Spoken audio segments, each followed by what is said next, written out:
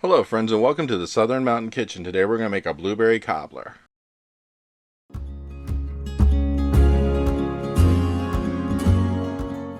So before we get going with this, I just want to take a moment to say thank you to so many people who have subscribed to my channel, because I just went over the 50,000 subscriber marker, and I appreciate every single one of you who thought enough of me to actually subscribe. And I love getting comments from you, so thank you so much for letting me know what you think of the food, or just the nice comments in general, just saying hello. I do appreciate it, so thank you. So everything we got on our counter is what we're going to use to make a blueberry cobbler, and believe it or not, there isn't that much goes into this. It's really just the main ingredients you really need to focus on is the fact that there's real butter here. We're using blueberries, which are fresh. You don't have to use blueberries. If you want to make a cobbler in general with other fruit, you could do it. It's no big deal. But this is just basically what I'm doing today. The few ingredients that are here is so easy to make. The women on the mountain have been making these forever. I know that this recipe was around ever since I was a child, and that's quite a few years. And it's an easy thing to do. It's really not that intimidating. Just follow along, you'll be fine with it. So I'm going to go through my container of blueberries here. It is important that you search through your blueberries before you use them, because sometimes in the middle of all of this there will be rotten ones, there will be green ones, there will be little hard pellet ones that can't even be used, and they shouldn't be in that container, but you know what, they put them in and it happens. So it's one of these things where sort through it, make sure that there aren't any bad ones in there, and then we're going to wash these just to clean them up a little bit, because you should always wash your fruit, and then we're going to dry them. But in the meantime, you need to preheat your oven to 350 degrees. It takes 40 minutes or so for one of these to bake. It's something that you probably need to watch when you're getting around like 35 to 40 minutes, because some people's ovens bake hotter than others. So you kind of really need to pay attention to what's going on in the oven toward the end, so that way you don't over bake it, because we don't want a really dark brown top on this. We're kind of going for like golden and possibly light brown. So if you go too far on it, it's going to get a little hard, and that's not something we want. So as you can see, I have gone through this container and there were rotten ones in it, and there's some little ones, so it's just something you got to work with and get to the side of it.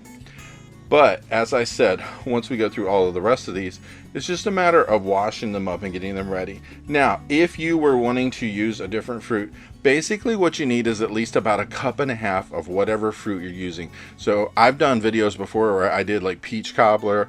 I did a blackberry cobbler before too. So it's just basically getting a certain amount of fruit in there. It doesn't matter what the fruit is. So blueberries are wonderful in this. But if you prefer peaches or you prefer blackberry, I do have other videos for those. And at this point, we're about ready to go ahead and wash these and clean them up, because you never know what debris is stuck to the outside of these.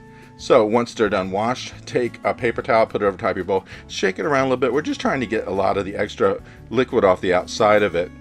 So if you got them really wet, drain it, do the paper towel trick, and then we're going to set them to the side and move on to the next steps, because in a second you're going to need a large bowl. So once we're ready for this, you're going to put in 1 cup of sugar. Then we're going to add a cup of flour. This is just all-purpose flour. And then after that, 2.5 teaspoons of baking powder. And we're going to whisk this, because we want to make sure that everything that just went in there gets completely mixed through each other, because you don't want it sitting up in one place where all the baking powder is just in part of this and not all of it. And we want to make sure the sugar mixes through the flour. So I take a few seconds here, take a whisk, go at it as much as you can, keep this thing moving, and make sure that you get it completely mixed through. And if you didn't do it already, preheat your oven to 350 degrees. Like I said, 40 minutes bake time, but watch that to make sure that it works right.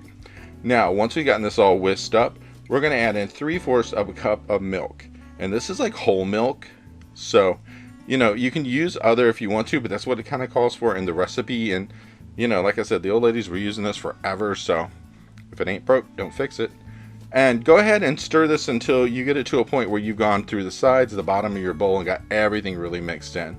So we don't want to leave any of the dry ingredients on the sides. And just keep doing this until we're ready to go. Now you're going to need a pan in a moment to put this in. Now you could use like a regular loaf pan if you wanted to, because a lot of people used to do that. I'm going to use an 8x8 glass pan, which is just basically, you know, so easy to clean up, so easy to use. and it just works for me. But I'm going to spray it with some nonstick cooking spray before I do anything else, because I don't like anything sticking to these things. I like to clean them up quickly. But once we get that sprayed in there, you had a stick of butter, and we're going to use it. But you need to cut it up. And here's the point. We're going to cut it into smaller bits. Then we're going to pop this whole pan with it in it into the microwave and just melt it down, because of the fact that we want this actually just totally melted before we start doing anything else, because it's part of the recipe to have melted butter in the bottom of your pan. But nothing says you can't just use the microwave to accomplish that. So I just cut these into, like, you know, around like a tablespoon size piece of butter, and just get them down to the bottom and just like layer them all across the bottom, stick it into the microwave, because we don't want a pile of this. It takes longer for it to melt that way. And just melt these for however many seconds it takes to actually melt in your microwave. And again, that's one of those things where different microwaves, different times. And once we get these in here and get it melted, we're going to move on to the next step. So just, you know, layer them out. They don't have to be perfect. It doesn't mean they have to be anything in particular. We just want to melt them. And when they come back from the microwave, they will be completely melted like this, and the bottom of your pan or whatever you're cooking in will be coated in butter. So we're going to go right now and pour our batter into this, and the butter's going to come up the sides around everything. That's perfectly fine. That's what we want it to do. And once you get it in there, just make sure you scrape your bowl, get everything out of it. We don't want to waste any of this, because, you know, we took the time to mix it up. We want to use it all. So keep working on it till you get everything out. Might take a second. And then after that, we're going to bring in the blueberries and put them into this. Now, if you were using a different fruit, it's the same deal. You're just going to bring in whatever fruit you're using and basically distribute it around the top of the batter. Because when this bakes up, it's going to bake up around whatever fruit you put in, and it's going to be distributed throughout. So as you can see, all of mine is in there, so I'm going for the blueberries. When I put these in, I don't just like pour the thing in one place, because sometimes you can't judge how much you put wherever. So I kind of just like try to distribute it by hand as I'm doing it, to where it goes everywhere in the pan. Because there's nothing worse than getting a piece of cobbler and there not being any fruit in it because you didn't distribute it right. So just need to keep on doing it until you get it completely everywhere. Because with the blueberries, it takes a second longer than if you were using something bigger like pieces of peach or whatever, like slices. So just go ahead and mix these through. And make sure that your oven is hot enough before we're ready to put this in, because after this we are going to the oven to bake this. Now, like I said, monitor. I mean, you know, the first half an hour of this, it's no big deal. Let it do its baking. But after that, you might want to check on it just to see, because the newer the oven, the hotter it's going to be. Like my oven, it takes forever to warm up. It's just one of those kind. It is time to be replaced. I've been saying for years I was going to get rid of it, and I think it's about that time. But for now, I have to use it.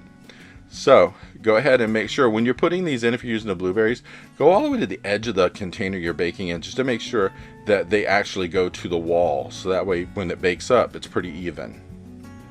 And then once we get all of these in, it goes to the oven. Now, the best thing about this is, with this much fruit in this, you're guaranteed to get a really great distribution of the fruit and a really great taste. And this is what it looks like when it comes out of the oven. And notice I didn't let it go totally dark brown or anything like that, because I didn't want that. I want this to be golden, and that's the best thing about it. And once you get to a point of letting this cool down, which you do need to let it cool a little bit before you cut into it, this is such an amazing thing to eat. And this is what mine looked like when I put it in a bowl. Now mind you, you could add ice cream to this, some whipped cream, whatever, and you're gonna have the best tasting thing for a dessert or just a snack. I hope you liked this video, and if you did, please like and subscribe. And if you get a chance, check out the Southern Mountain Kitchen website, where you can get a free recipe, check out the cookbooks available from the Southern Mountain Kitchen, and if you'd like to, you could order a cookbook at a discounted price, cheaper than Amazon, with shipping that is also cheaper than Amazon. So if you get a chance, check it out, and I hope you have a great day.